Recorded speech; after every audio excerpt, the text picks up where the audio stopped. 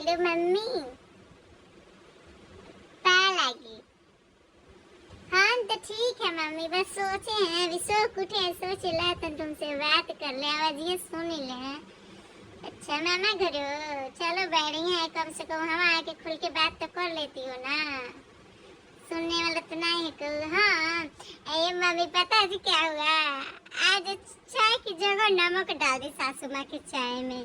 अरे कहा थे हमारी बहू डाइटिंग करा रही है हमसे तो गलती से नमक पड़ गया था, अब उनको ये लगा ना कि बहू डाइटिंग खातिर काला चाय दी है बना के। हम गलती से नींद में उठी और नींद के हमारी चीनी की जगह चाय डाल पर नमक में वो चीनिया नहीं डाल पानी है, नमक डाल दी वो करे पर नींबू गाड़ दी।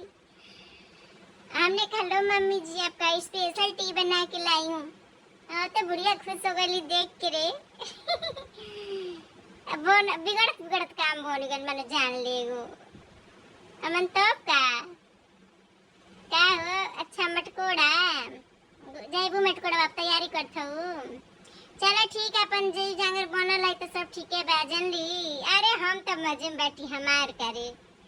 हाँ हमार तो चिंता छोड़ दे जान ली, हाँ बहुत मौज में बैठी तनिको काले गोरे भैया से तनमा झले लेनी और बढ़िया लगता है और नहीं तो